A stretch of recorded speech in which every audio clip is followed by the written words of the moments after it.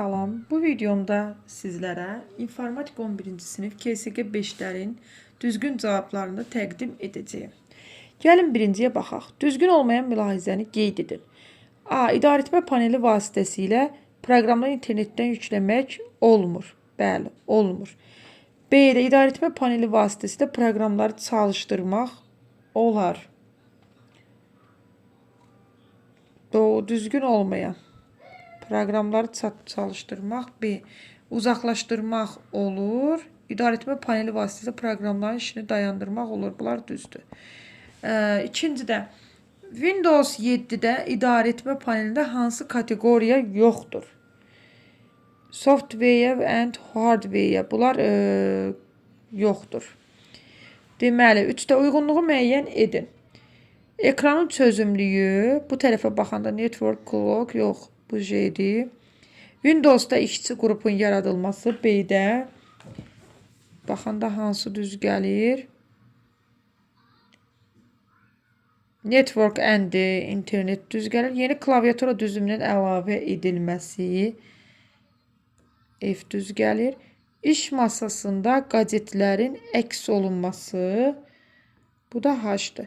Mikrofonu və səs ucaldığını kökləmək üçün idarəetmə panelinin hansı kateqoriyasına müraciət etmək lazımdır? Hardware, sound, mikrofon və səs ucaldanlardır. 5-də kompüterin uyuma rejiminə sleep mod keçirəndə nə baş vermir? İstifadə olunmayan blokları söndürür, düzdür. Qurğu az enerji sərfi rejiminə keçir, düzdür. Sistemin ümumi gücünün 7-10% istifadə edilir, düzdür. Proqramların xarici yaddaşda yox, operativ yaddaşda saxlanılır. Deyildi bu. Sonra 6-da fayllar ayrıca faylda saxlanılır. Kompüter tamamilə enerjidən kəsilir. Hansından söhbət gedir? Slipdə daimi yəni operativ yaddaşda saxlanılır və tamamilə enerjidən kəsilmir. Restart yeniləmədə aiddir. Shutdown sönür. Burada hibernetdir. 6-da.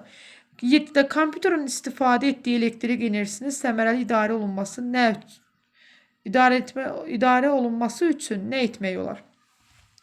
A-da monitorun avtomatik sönməsinə dək gözləmə müddətini azaltmaq. Bu əslində bir cavabdır. Yəni iş digərlərinə keçməyə ehtiyac yoxdur. Bunlardan hansı kəsilməz enerji qaynağıdır? 8-də kəsilməz enerji. O PC-ni götürə bilərik. Sonra Windows əməliyyat sistemində hansı növ istifadəçi hesabı yaratmaq olar? Sistem.